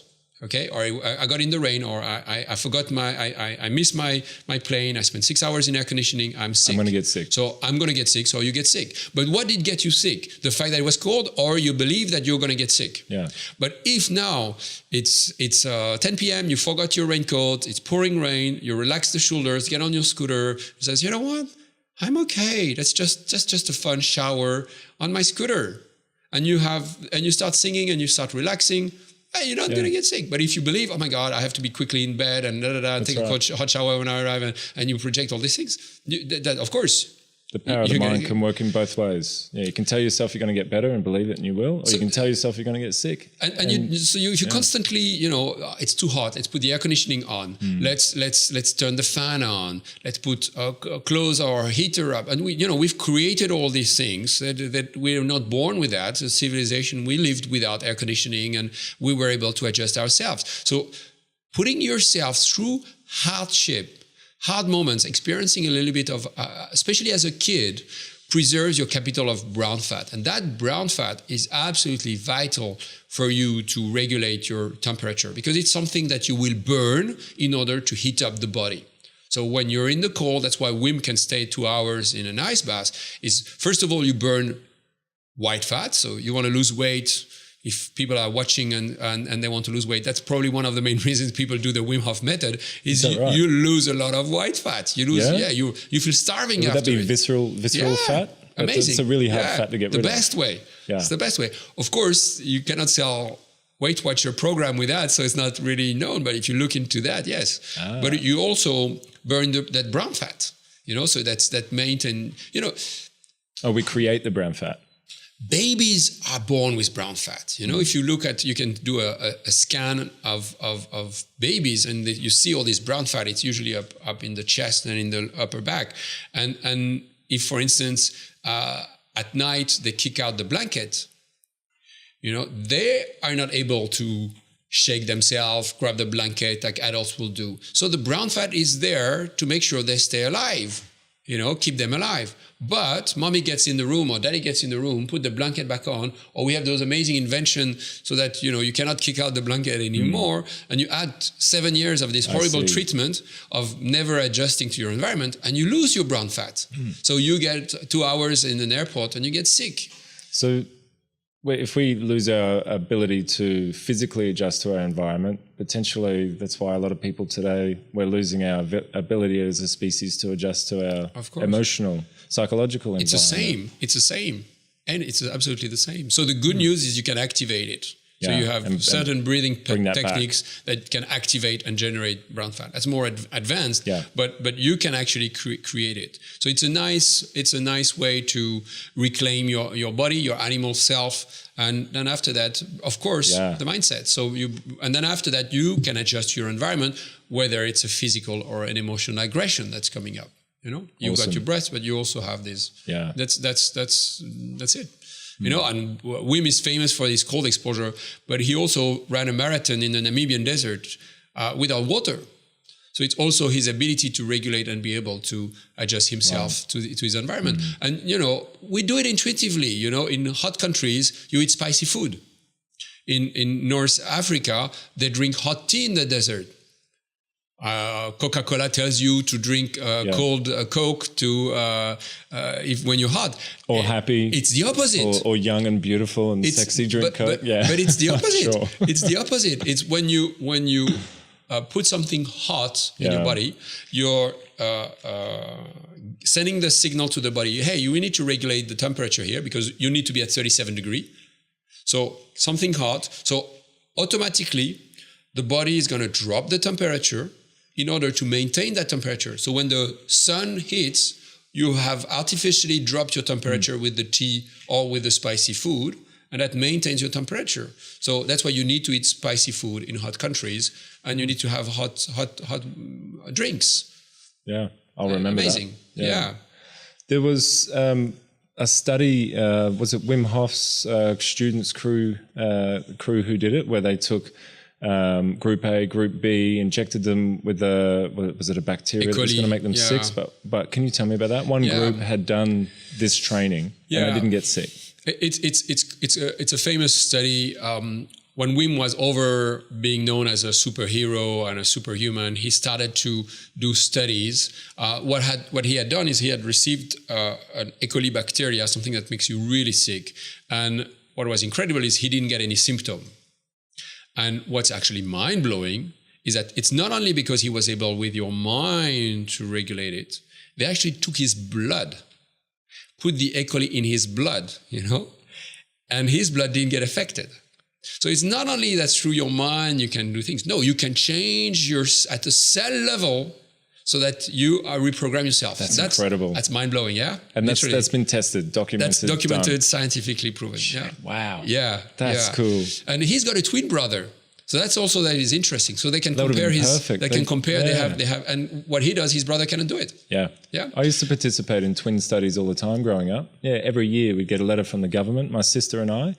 And I don't know why, we just went along. They gave us a heap of free stuff and money and movie tickets. You know, we were 13 years old, getting all these brain scans and blood tests, skin tests. It was, it was really cool. Yeah. We really enjoyed it. So then he said, okay, let's. He went to the hospital in Amsterdam, and they decided to conduct a study. So they took, I think it's 20 people that's selected by the hospital, and he took them to his house in Poland. I did the same training in Śnieżka. You did recently, in Poland, didn't you? Yeah, I did last year. So I climbed the mountain.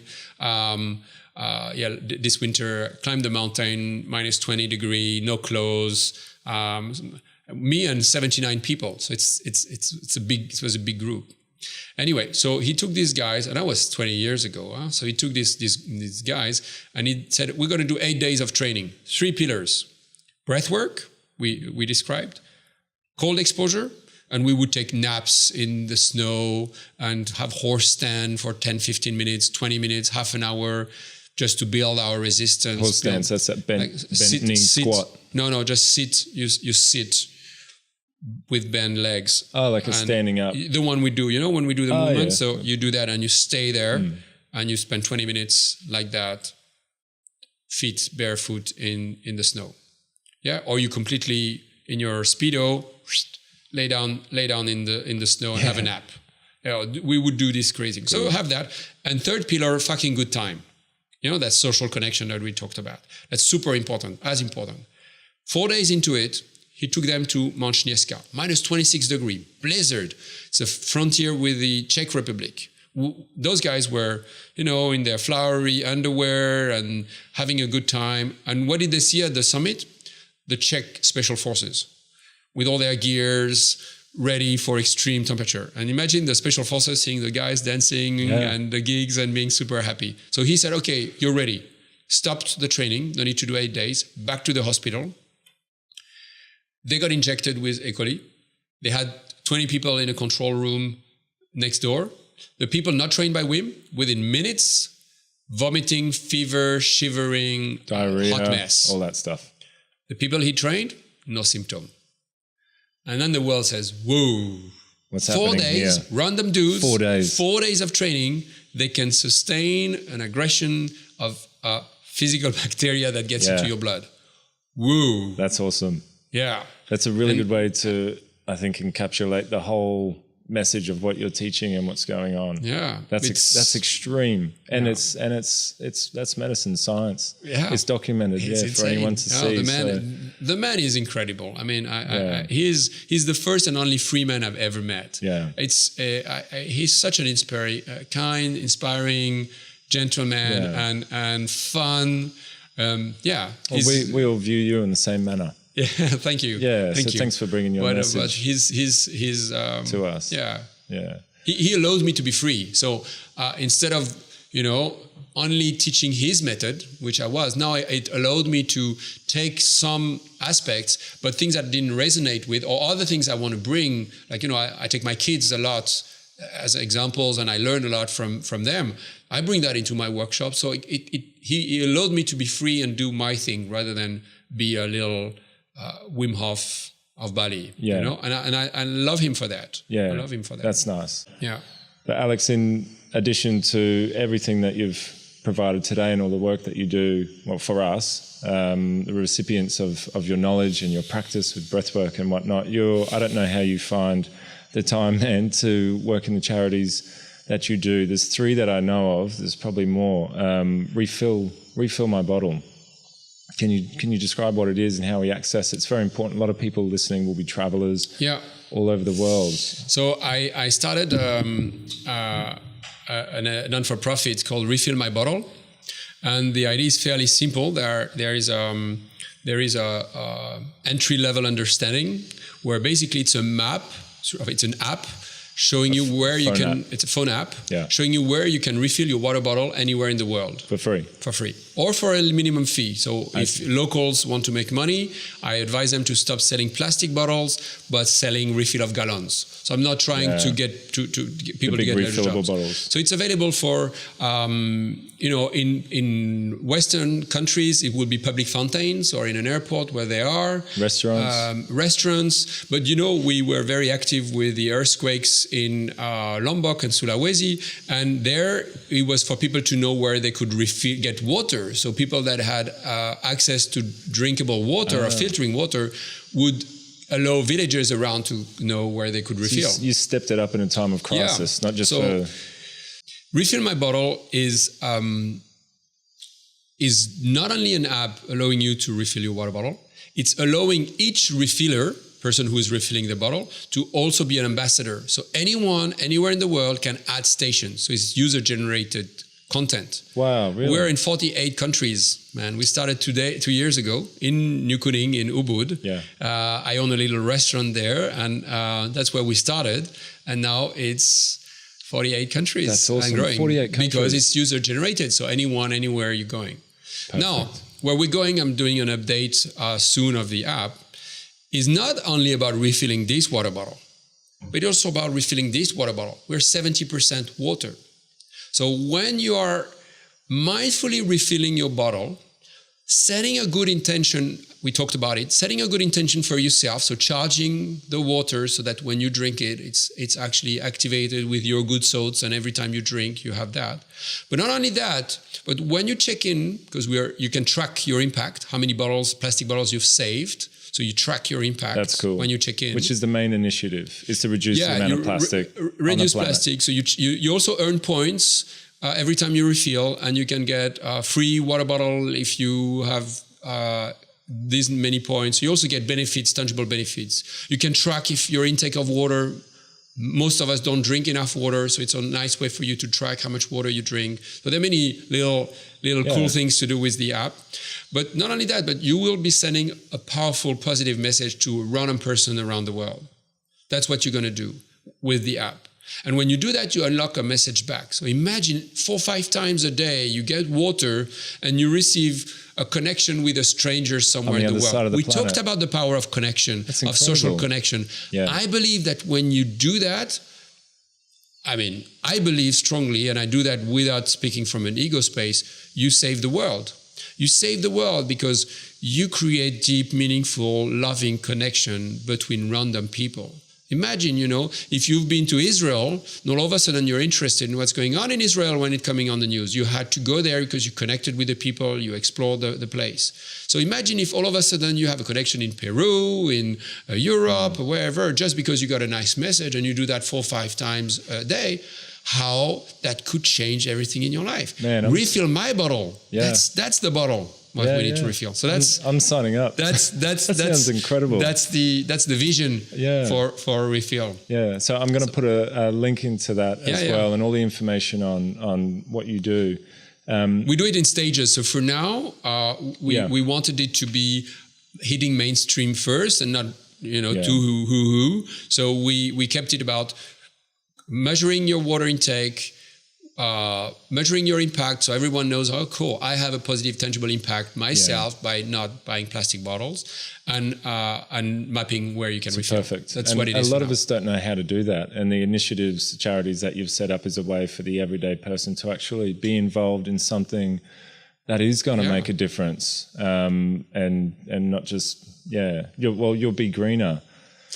I thought was pretty cool as well. So Be Greener is a community of all the change makers in Indonesia. BeGreener.org, yeah? Yeah. So it's about 100 business owners that are natural givers. They understand that the more you give, the more you're going to receive. And the other thing they understood is that we are the ones we've been waiting for.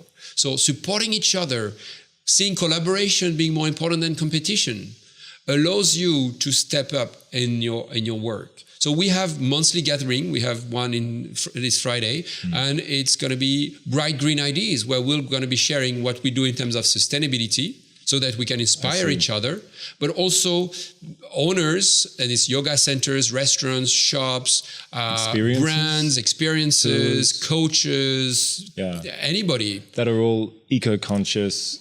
Mindful. Because the thing with eco is often usually the definition is for debate, but wanting to make a positive impact. Yeah. The intention is what matters to me. You know, it's like a church. You welcome the sinners. You know, I believe everybody can improve, and sustainability is a journey. So it's not an elite group. It's people who want to make an improvement wherever they are. You know, and then usually what works well is I allow them to be vulnerable. I want them to be vulnerable, to say, hey, you know what? I cannot remove the plastic straws because everybody is asking for them, and that's okay. But then others can inspire them, can share what they've been doing, how they managed to do it. So you might think, oh, cool. Now I feel I can also say no more straws in my restaurant. So be where you are, own it, it's okay, and then allow the rest of the community to support you. That's what the Be Greener community is all about. I see. And as a business owner, 100%, that seems a really good way to...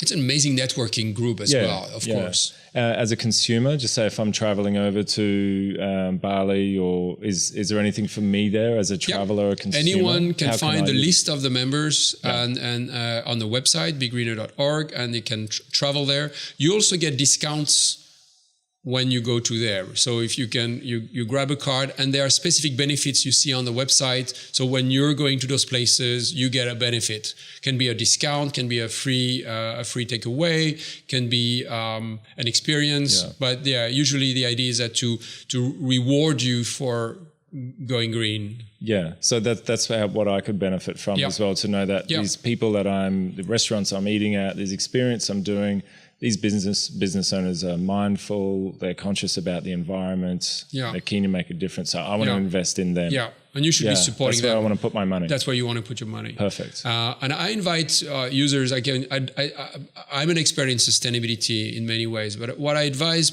any traveler or anyone to do is faming and shaming. Faming even more important. Often we're good at shaming. So if someone is doing something wrong, we'll go and we'll put a bad reviews on TripAdvisor or say something nasty. I don't love that because you're sending bad energy. Yeah. But focus on faming. If someone is doing something good, say it loud. So a waiter says, "Oh, sorry, there is no more straw in our restaurant."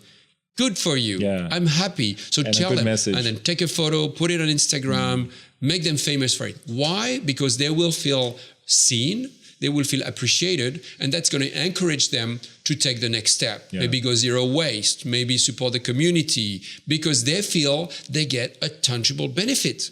They're getting more customers. So it's about owning the fact that you're a business, you want to make a profit, sure. There is a way to do it. And when you do things mindfully, it pays. Yeah, and that's really what. And when you just start celebrating that as a consumer instead of just sending vicious reviews when things aren't perfect. You're a coach. If I tell you everything that's wrong with you, is going to inspire you, or you're going to say, "What an asshole! I don't want to be with that person." Yeah. But if I figure out the one thing that you, even if you 90% is bad, but there was one thing you do well, and that's where I spend my attention. I says, you know what, the way you did this, that's amazing. Wow, can you show me again? And I make you feel proud. And you say, oh, first of all, you want to spend time with me. You like me because I praise you. And then you're going to be encouraged to maybe do something else. And to fix that other 90%. Yeah. So that's really the same principle. So it's all you do in business, you can mimic it from how you do with interaction in your own life. Or relationships. So, or like relationships. You just described. Starting with yourself. Yeah, that's perfect. So focus on the positive things you do about yourself, and that's going to expand. But if you stay on the things that you struggle with, that you're not good at, well, same. That's not going to motivate you to change. Same. And your Together Aid. So there was a big earthquake here for people that don't know in Lombok, Sulawesi. There was another. Yeah. And you were very active there. Yeah. So how does it work? So with the community, we try to make a positive, tangible impact locally and globally. So we support Refill My Bottle that we launched, and so we try to help the local communities. So it can be a person. Now we have someone in Borneo who is trying to find alternatives to for the locals who have lost their livelihoods, etc. So we help these guys or people who is doing soap. So something very tangible, so it's not practical. Just, disaster relief. So that's what we do with the community beginner. Yeah. And then we step up whenever there is a big issue. We started I Am in Bali Now after the eruption of Agung. And the idea is to show the reality of how was Bali at the time. So we were posting photos with a sign, I am in Bali now. Everything's okay. But even saying, instead of saying Bali is safe, we're saying I am in Bali now. So stating facts, something that you cannot argue with. And if I'm having a beer and if I'm dancing and this is how I'm in Bali now, the message you're getting is, it's great. I can still go. Instead of listening to the fear news telling you not to go to Bali. So we did that and was really successful. Highest trend in hashtag on Instagram, etc., etc. Perfect. Now, when the earthquake hit Lombok, I related to it extremely personally. We don't necessarily have the space, but I had a traumatic experience just a few days before that. And I felt I needed to do something. Okay, so what I did with the support of the community, we did two things. We did a Google map, simple Google map with some filters. And on the Google map, we put where the people were and what were their needs. So you can still go to the map and find a lot of pins telling you, okay, this is our village, how many people there, how many kids, how many pregnant women, and those are our needs. That's incredible. Here is a WhatsApp number, how to contact us. Okay, so we used the hashtag coming from the same ID, I am on Lombok now, so that anyone could just use the hashtag or we created to associate with that a Facebook page, Facebook group, which is till now the Lombok earthquake relief group on Facebook. And that's the one place where everybody was sharing what they were struggling with and what were their needs, but also whoever wanted to support, they were offering support. So kind of a platform for people to support each other. So that became huge. Like you had a truck, you were collecting goods in Ubud, you wanted to go to Lombok, now you knew where to go. So it started to be used by NGOs, the UN used the map, and the map had more layers, the different camps were listed, the water points were listed, the drop-off zone. So you're here, okay, I want to drop food, where do I go? So we started listing them. Yeah. There were events going up for fundraising. So we just started to aggregate all the content. Yeah. So what about my money if I'm in America and I see Lombok is an island off Bali? There were 200 deaths there from that. Was that accurate? Was it 200 people? The important number is there were 450,000 refugees. Oh, well, yeah. 450,000 refugees. And this is on one island. That's Lombok. Off Bali in Indonesia. And the UN said this thing. It was not an earthquake catastrophe. It's the management of the earthquake catastrophe. You've got cholera outbreak, you've got so many things, and it's still a hot mess in North. Yeah, and what happened is people took care of themselves. They are farmers, poor people, and they just, most of the food they had, they cooked it. They found their own food. So it's not that the support came. Now, you touched the point, which is fundraising. What happened is that people that were somehow connected to the event started fundraising pages, GoFundMe type of pages. So they were on the Gillies and they had network, and it's the friend. So you were not giving for the cause, you were supporting your friend who you trust, who was getting. So that's what happened. The problem with that is it doesn't last. Your friend moves on, has to go back to their life. Volunteers also have other things to do, or they are traumatized, so there is so much they can do.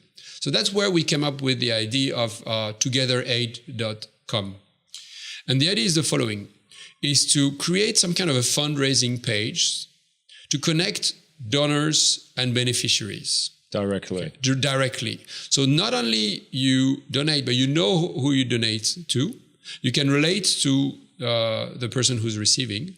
And then the NGO, that's the difference with GoFundMe type of pages, the NGOs work with us as intermediaries to check out whether the funds have been used appropriately, and if the project is well managed, and if they do a good job, and you as a donor, you're happy. Very important. We forget donors. You give money to an NGO, you maybe get if you're lucky, you get a report once a year. So we don't honor donors enough. So the fundamental idea is to feel, I want you as a donor to feel good, to feel seen, to feel appreciated. And it's nothing like being directly connected. If you give money to a big NGO, you don't relate to it. But if it's Wayan who's getting the money and you can see the house or you can see the family smiling, it feels good. You feel good about yourself. Yeah. So it's the idea of creating, again, that deep connection between the donors and the beneficiaries. And the beneficiaries are actually both.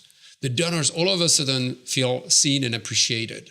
So that's what we're building with Together Aid. We're finishing the app. We're early stage, really, really early stage. And anyone interested, or we'll be looking for funding for that one.